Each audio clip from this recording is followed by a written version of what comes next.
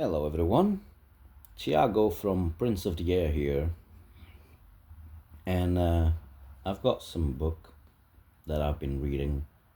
It's not a Bible, it's something else, and it's quite an interesting book. It's got some sort of morbid or not so nice stuff to hear or imagine, but some kind of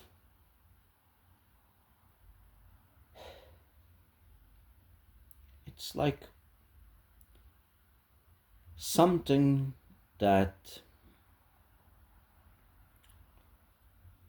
uh,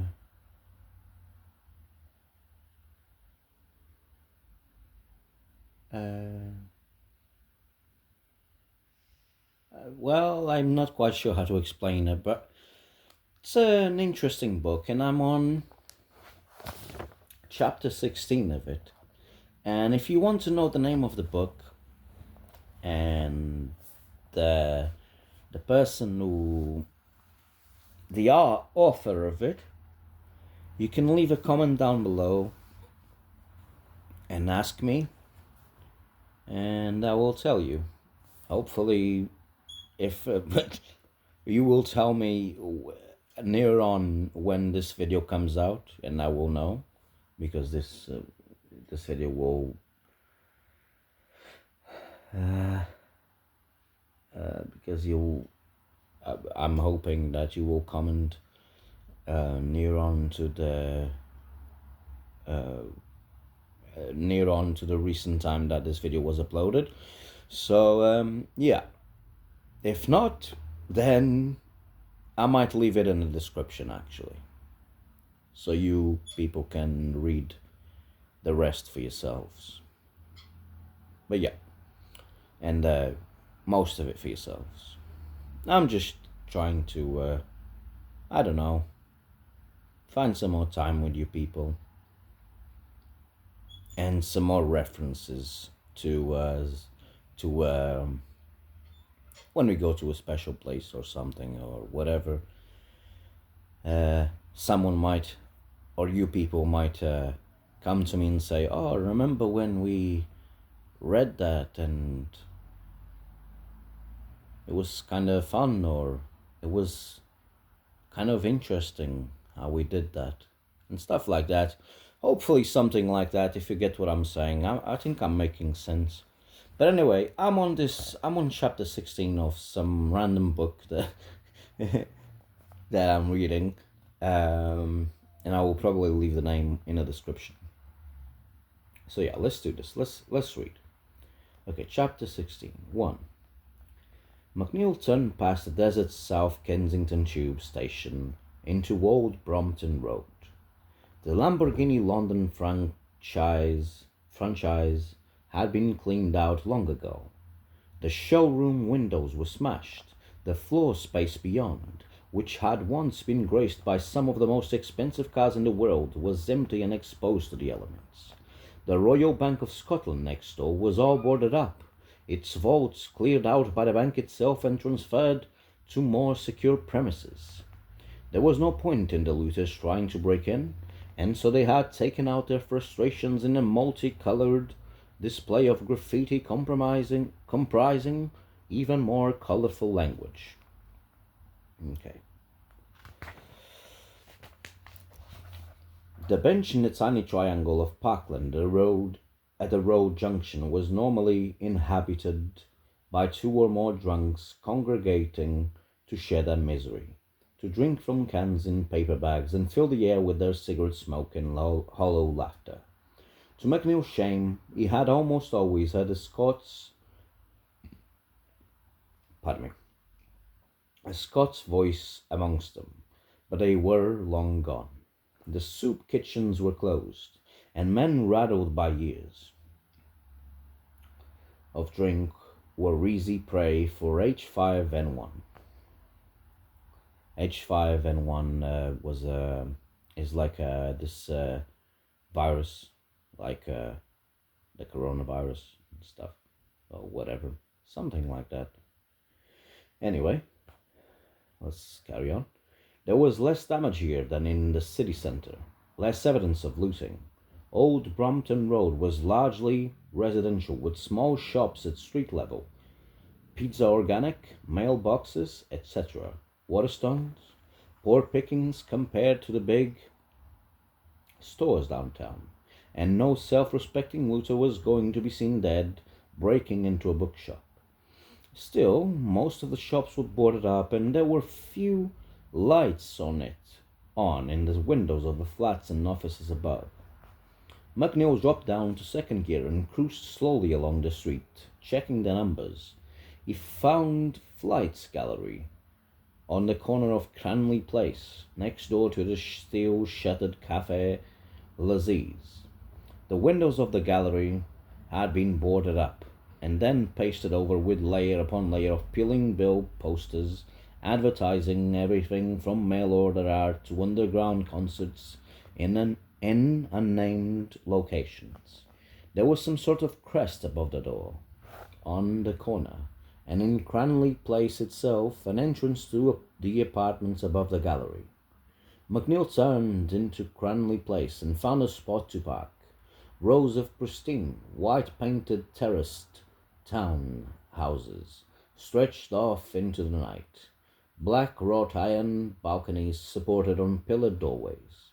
There were a few hotels and guest houses here, empty of course, but mostly these were private homes, great rambling houses divided and subdivided into luxury apartments. Prime real estate, light years removed from the scruffy two-bedroomed lower terrace that McNeil had been able to afford in Forest Hill.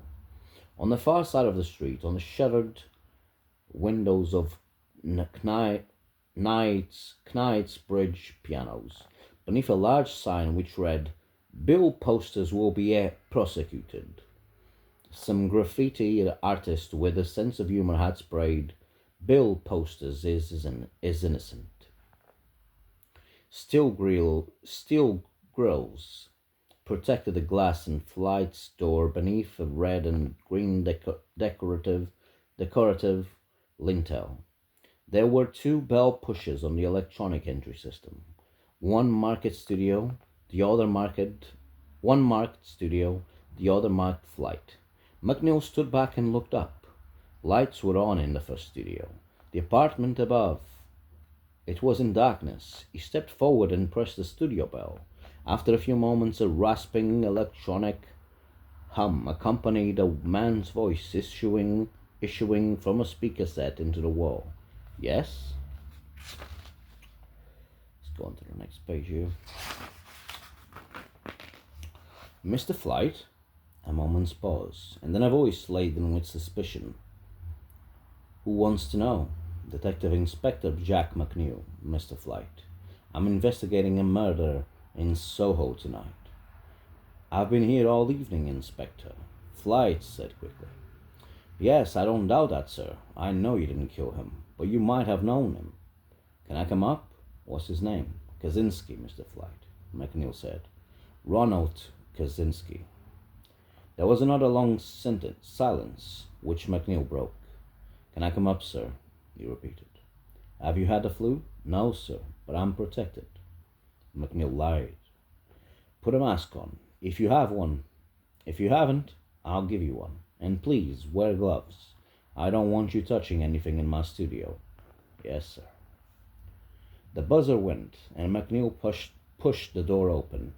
A carpeted stairway led up to a first-floor landing and a door marked studio. There was a window in it, and Flight appeared on the other side of it.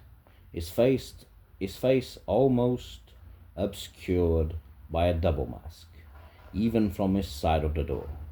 McNeil could see that Flight was tall. He had a strangely cadaverous head covered with a steel gray stubble. Blue eyes blinked suspiciously at him through the glass. "Let me see your hands," Flight said, and McNeil held up his latex gloved hands.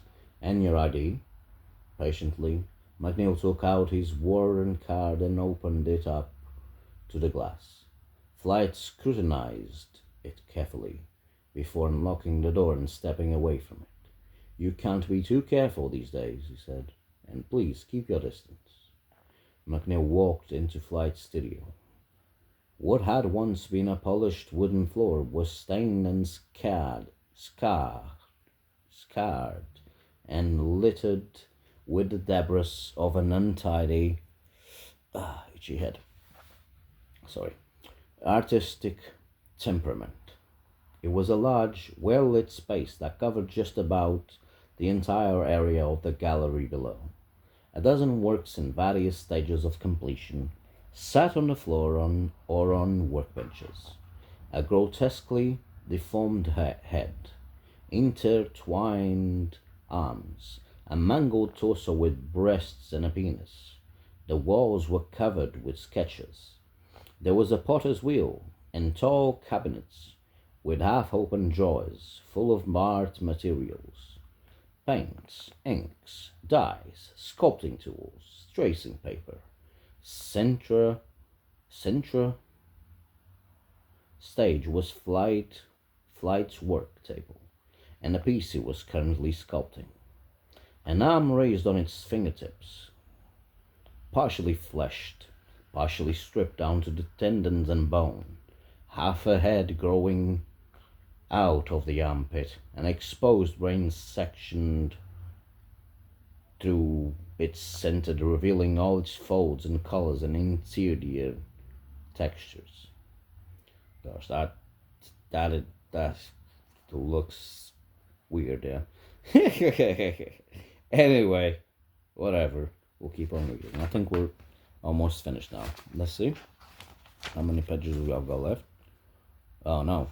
This is quite a big chapter, yeah. It's not short now. Oh my gosh. Anyway, I probably won't read the whole chapter, yeah, because that's a bit too much. I just wanted to do some different video, I guess. Yeah, there's like 10 pages. This chapter is 10 pages. Anyway. Okay, I think I'll leave this here. Yeah, I think I'll leave this here. I'll put the bookmark on... Wow, we're on page 222. And that's somehow an angel number, I think. Those are called angel numbers, maybe a 3 or bigger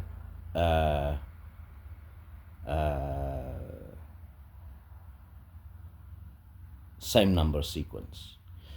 Okay, anyway, I'm gonna put the bookmarker, which is my this